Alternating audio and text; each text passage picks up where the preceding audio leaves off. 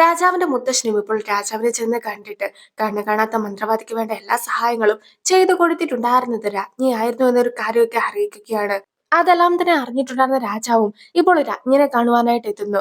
കൂടാതെ മന്ത്രവാദി ആയിരുന്നു എല്ലാത്തിനും പിന്നിലെന്ന് രാജാവ് തന്നെ പറയുന്നുണ്ട്. നിങ്ങളുടെ ഹസ്ബൻഡ് മരിക്കുവാനും നിങ്ങളുടെ മകൻ മരിക്കുവാനുമുള്ള കാരണക്കാരൻ ആ മന്ത്രവാദി തന്നെ ആയിരുന്നു.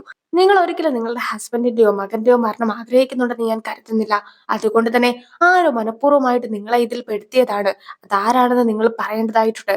അങ്ങനെയാണെങ്കിൽ മാത്രമേ നമുക്ക് മന്ത്രവാദിയെ പിടിക്കുവാനായിട്ട് സാധിക്കുകയുള്ളൂ എന്ന് പോലും രാജാവും ഇപ്പോൾ രാജ്ഞിയുടെ അടുത്തായിട്ട് തുറന്നു പറയുന്നു. അങ്ങനെ രാജാവ് പോയി കഴിയുമ്പോഴത്തേക്കുമാണ് തന്റെ മകനെ പ്രേതം പിടിക്കാതിരിക്കുവാനായിട്ട് മന്ത്രവാദവും മറ്റുമൊക്കെ ചെയ്യുവാനായിട്ട് കണ്ണു കാണാത്ത മന്ത്രവാദിനെ സമീപിച്ചതിന് ശേഷമായിരുന്നു തന്റെ മകൻ മരിച്ചു പോയിട്ടുണ്ടായിരുന്നതെന്ന സത്യം രാജ്ഞി പോലും ഇപ്പോൾ ഓർത്തെടുക്കുന്നത്. അങ്ങനെയിരിക്കെ താൻ കാരണമാണ് തന്റെ മകൻ മരിച്ചു എന്നൊരു കുറ്റബോധം പോലും രാജ്ഞിക്കും തോന്നുന്നു. രാജാവിന്റെ മുത്തശ്ശനെ കാണുവാനായിട്ട് കണ്ണു കാണാത്ത മന്ത്രവാദിയും ജോലിക്കാരനും കൂടി എത്തിയിരിക്കുകയാണ്. അങ്ങനെയിരിക്കെ ഇനിയും കണ്ണു കാണാത്ത മന്ത്രവാദിയെ ജീവനോട് വിടുകയാണെങ്കിൽ തനിക്ക് പോലും ആപത്താണെന്ന് മനസ്സിലാക്കിയിട്ടുണ്ടായിരുന്ന അയാളും മന്ത്രവാദിയെ കൊല്ലുവാനായിട്ട് ഏർപ്പാടാക്കുന്നു. പക്ഷേ മന്ത്രവാദിയെ കൊല്ലുന്നതിന് മുമ്പായിട്ട് തന്നെ മന്ത്രവാദിയുടെ ശരീരത്തിൽ പ്രേതം കയറുകയും ആ പ്രേതം മുത്തശ്ശന്റെ നേർക്ക് വാളിച്ചുകൊണ്ട് നിൽക്കുകയും ചെയ്യുകയാണ്. കണ്ണു കാണാത്ത മന്ത്രവാദി ഇപ്പോൾ നീ കൊല്ലുവാനായിട്ട് പാടില്ല. എനിക്കും ഇടയ്ക്കിടയ്ക്ക് ഈ ഒരു ശരീരത്തിൽ പ്രവേശിക്കേണ്ടതായിട്ടുണ്ട്. മാത്രല്ല അയാൾക്ക് താമസിക്കുവാൻ സാധിക്കുന്ന രീതിക്ക് ഒരു ഒളിത്താവളം നീ ഉണ്ടാക്കി കൊടുക്കേണ്ടതായിട്ടുണ്ട്. പിന്നീട് പുതിയൊരു രാജാവിനെ നിയമിക്കുവാനായിട്ട് ഞാനും നിന്നെ ഹെൽപ്പ് ചെയ്യുന്നതായിരിക്കുമെന്നൊക്കെ ഏട്ടടി പ്രേതവും പറയുകയാണ്. അത് കേട്ട ഉടനെ തന്നെ മന്ത്രവാദിയെ സേഫ് ആയിട്ട് ഒരിടത്തേക്ക് എത്തിക്കുകയാണ് മുത്തശ്ശനും. നിലവിൽ ആരും തന്നെ ഇല്ലാത്ത മന്ത്രവാദവും പൂജയും മറ്റുമൊക്കെ നടത്തുന്ന ഒരു ക്ഷേത്രത്തിലേക്കായിരുന്നു കണ്ണു കാണാത്ത മന്ത്രവാദിനെ അവർ കൂട്ടിക്കൊണ്ടു പോയിട്ടുണ്ടായിരുന്നത്. എട്ടടി പ്രേതം തന്റെ ശരീരത്തിൽ കയറി തന്നെ പ്രൊട്ടക്ട് ചെയ്തതൊക്കെ ഓർത്തിട്ടുണ്ടായിരുന്ന മന്ത്രവാദി ഒരുപാട് സന്തോഷത്തോടു കൂടി തന്നെ ഇപ്പോൾ മന്ത്രവാദവും തുടങ്ങുന്നു.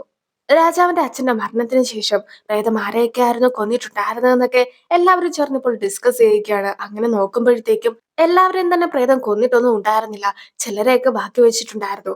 അതേസമയം ഏതെങ്കിലും ഒരു ഫാമിലിയിലെ ഏറ്റവും കൂടുതൽ ആൾക്കാർ മരണപ്പെട്ടു പോയിട്ടുണ്ടെങ്കിൽ ഉറപ്പായിട്ടും പ്രേതത്തിന് വൈരാഗ്യം ഉണ്ടായിരിക്കുക ആ ഒരു ഫാമിലിയോട് തന്നെ ആയിരിക്കുമെന്ന് ഇപ്പോൾ ഗംഗ്ചോരിയും പറഞ്ഞു കൊടുക്കുന്നു. കൂടാതെ കങ്ചോരി സ്വർഗത്തിലേക്ക് പോകുന്ന സമയത്തായിരുന്നു പ്രേതം ജനിച്ചു വീണ് കങ്ചോരിനെ ആദ്യമായി കണ്ടിട്ടുണ്ടായിരുന്നതെന്നൊക്കെ പറഞ്ഞിട്ടുണ്ടായിരുന്നു. അതുകൊണ്ട് തന്നെ ഉറപ്പായിട്ടും ആ പ്രേതം 100 വർഷം മുമ്പായിരിക്കും ജനിച്ചിട്ടുണ്ടാവുക എന്നും ആ ജനിച്ച സ്ഥലം യോങ് ടൗൺ വില്ലേജ് ആണ് എന്നും അവരും ഉറപ്പിക്കുന്നു. കൂടാതെ കൂടുതൽ ആൾക്കാർ മരിച്ചു പോയിട്ടുണ്ടായിരുന്ന ഒരു പരമ്പരയൊക്കെ നോക്കിയിട്ട് അതിൽ 100 വർഷം മുമ്പ് രാജ്യം ഭരിച്ച രാജാവ് ആരാണെന്ന് കണ്ടെത്തുകയാണെങ്കിൽ ഒരു പക്ഷേ നമുക്കും എല്ലാത്തിനുമുള്ള ഒരു സൊല്യൂഷൻ കണ്ടെത്തുവാനായിട്ട് സാധിക്കുമെന്ന് അവരും വിശ്വസിച്ചിരുന്നു. 100 വർഷം മുമ്പ് കുറേയധികം ആൾക്കാർ ചേർന്നിട്ട് ഈ ഒരു രാജ്യം കീഴടക്കുവാനായിട്ട് ശ്രമിച്ചിട്ടുണ്ടായിരുന്നു.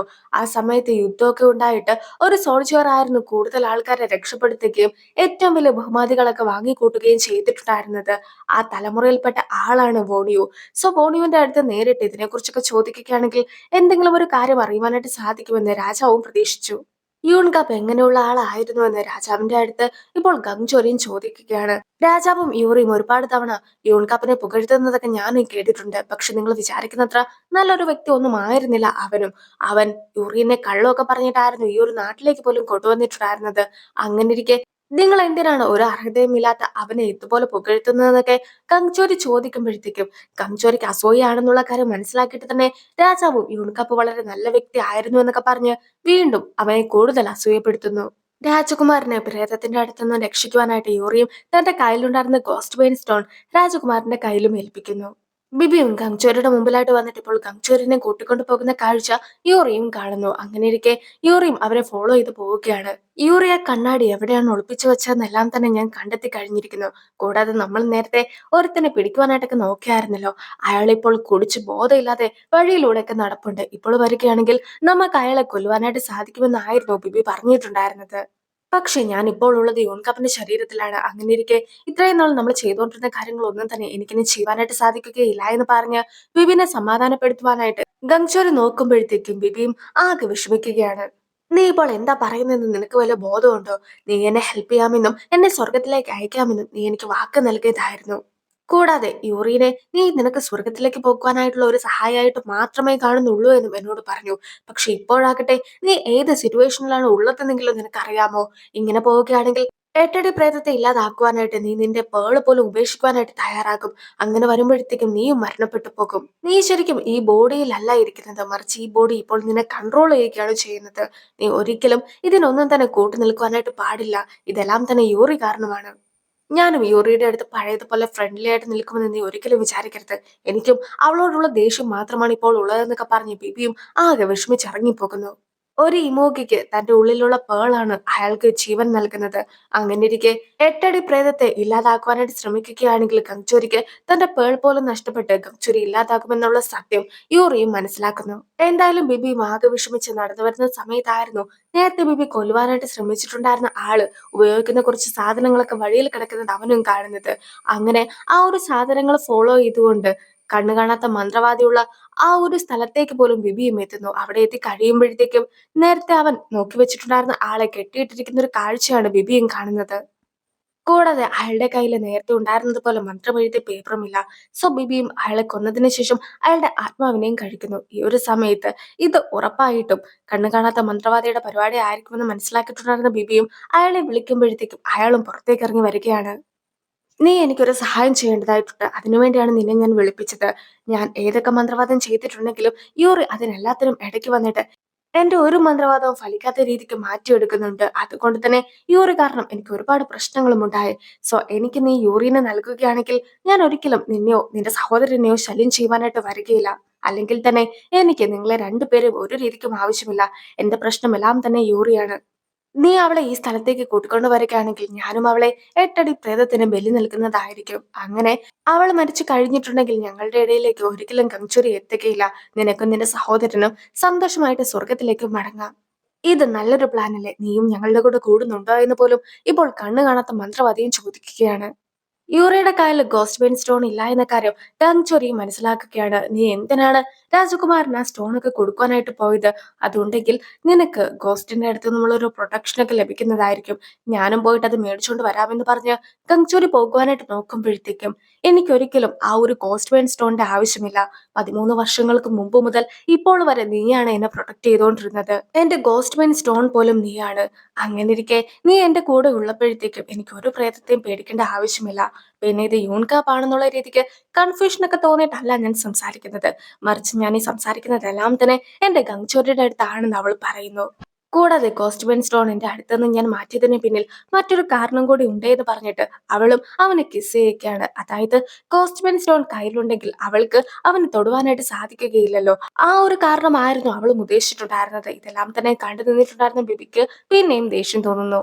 ഗംജോറിയും യൂറിനെ തന്നെ നോക്കി ചിരിച്ചുകൊണ്ടൊക്കെ ഇരിക്കുകയാണ്. പക്ഷെ എല്ലാവരും തന്നെ ഫുഡൊക്കെ കഴിക്കുവാനായിട്ട് അമ്മയും ആവശ്യപ്പെടുന്നു. ശരിക്കും പറയുകയാണെങ്കിൽ ഗംജോറിക്ക് കിട്ടിയ കാശെല്ലാം തന്നെ അവൻ അനാവശ്യമായിട്ട് ചെലവാക്കിയത് കൊണ്ടാണ് നല്ല രീതിക്കുള്ള ഫുഡ് ഒന്നും തന്നെ അവർക്ക് മേടിക്കുവാനായിട്ട് സാധിക്കാതെ പോയതെന്ന് പറഞ്ഞ് അമ്മയും അവനെ കുറ്റപ്പെടുത്തുന്നു. രാജാവ് എനിക്ക് കുറച്ച് പണം മാത്രമേ തന്നിട്ടുണ്ടായിരുന്നുള്ളൂ. ഒരു കാര്യം ചെയ്യാം, നാളെ ഞാൻ രാജാവിനെ കാണുവാനായിട്ട് പോകുന്ന സമയത്ത് അവനോട് കുറച്ചുകൂടെ പണമൊക്കെ ചോദിക്കാം. അങ്ങനെ വരുമ്പോഴത്തേക്കും നിങ്ങൾ പറയുന്ന ഫുഡൊക്കെ എനിക്ക് മേടിച്ചു തരുവാനായിട്ട് സാധിക്കുമെന്നൊക്കെയാണ് ഗംഗ്ചോരിയും പറയുന്നത്. ഈ ഒരു സമയത്ത് യൂറി താൻ അമ്മയ്ക്ക് കുറച്ച് പണം നൽകിയിട്ടുണ്ടായിരുന്നതിനെ കുറിച്ചൊക്കെ ഓർമ്മപ്പെടുത്തുന്നു. പക്ഷെ നിങ്ങളുടെ കല്യാണത്തിന് വേണ്ടി ഞാനത് മാറ്റിവെച്ചിരിക്കുകയാണെന്നായിരുന്നു അമ്മയുടെ മറുപടി. എട്ടടി പ്രേതത്തെ ഇല്ലാതാക്കുവാനായിട്ട് മുത്തശ്ശി ഉപയോഗിച്ച തന്ത്രം എന്തായിരുന്നു എന്ന് കാസാബിന്റെ അടുത്തായിട്ടും യൂറി ചോദിക്കുന്നു. ഈ ഒരു സമയത്ത് മുത്തശ്ശിയും കാലനെ വിളിച്ചു വരുത്തിയിട്ടായിരുന്നു പ്രേതത്തെ ഇല്ലാതാക്കിയിട്ടുണ്ടായിരുന്നതെന്നൊക്കെ യൂറിക്കും പറഞ്ഞു കൊടുക്കുന്നു. അങ്ങനെ ഇരിക്കെ യൂറിക്കും ഒരു ഐഡിയ തോന്നുകയാണ്. അതായത് യഥാർത്ഥത്തിലുള്ള പ്രേതത്തിന്റെ ഐഡന്റിറ്റി ഒക്കെ കണ്ടെത്തിയതിനു ശേഷം കാലനെ വിളിച്ചു വരുത്തണം. അങ്ങനെ വരുമ്പോഴത്തേക്കും ആ ഒരു കാലൻ ഉറപ്പായിട്ടും പ്രേതത്തെ കൂട്ടിക്കൊണ്ട് പോകുന്നതായിരിക്കും. യൂറിയും അങ്ങനെ ഗസബിന്റെ അടുത്ത് സംസാരിക്കുന്നതെല്ലാം തന്നെ ബിബിയും കേൾക്കുകയാണ്. സോ ബിബിയും യൂറിയുടെ അടുത്തൊരു കാര്യം പറയുന്നു. പ്രേതത്തിന്റെ ഐഡന്റിറ്റി ഒക്കെ കണ്ടെത്തുവാനായിട്ടാണല്ലോ ഇപ്പോൾ യൂറി നോക്കുന്നത്. ആ ഒരു ഐഡന്റിറ്റി കണ്ടെത്തുന്ന രീതിക്കുള്ള ഒരു മാല ഒരു ആരാധനാലയത്തിൽ ഇരിക്കുന്നത് താൻ കണ്ടിട്ടുണ്ടായിരുന്നു എന്നാണ് ഇപ്പോൾ അവളുടെ അടുത്തായിട്ട് പറയുന്നത്. കൂടാതെ തന്റെ ഒപ്പം വരികയാണെങ്കിൽ അത് കാണിച്ചു തരാമെന്നും ബിബി പറയുന്നു. യൂറിയും നീ ഒന്നുകൊണ്ടും പേടിക്കണ്ട, ഞാൻ ഉറപ്പായിട്ടും അത് കണ്ടെത്തുന്നതായിരിക്കും. കൂടാതെ ഒരിക്കലും കങ്ചോരിക്ക് ഒരബദ്ധം വരാത്ത രീതിക്ക് തന്നെ ഞാനും ആ പ്രേതത്തെ പറഞ്ഞയക്കുന്നതായിരിക്കുമെന്ന് ബിബിക്കും വാക്ക് നൽകുന്നു.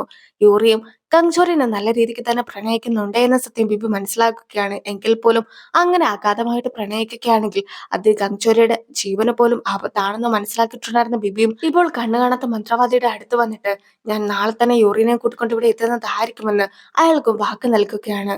പിന്നീട് ബിബി അവിടെ നിന്ന് ഇറങ്ങി പോകുവാൻ നേരത്തെ രാജാവിന്റെ മുത്തശ്ശനും ആ മന്ത്രവാദിയെ കാണുവാനായിട്ട് വരുന്ന ഒരു കാഴ്ചയൊക്കെ ബിബിയും കാണുന്നു. എങ്കിലും ബിബി അത്ര കാര്യമാക്കാതെ പോവുകയാണ്. ആ ഒരു സീനോട് കൂടി ഈ ഒരു വീഡിയോ അവസാനിക്കുന്നു. അടുത്തൊരു വീഡിയോ ആയിട്ട് ഇത്രയും വേഗം കാണാം. ബൈ.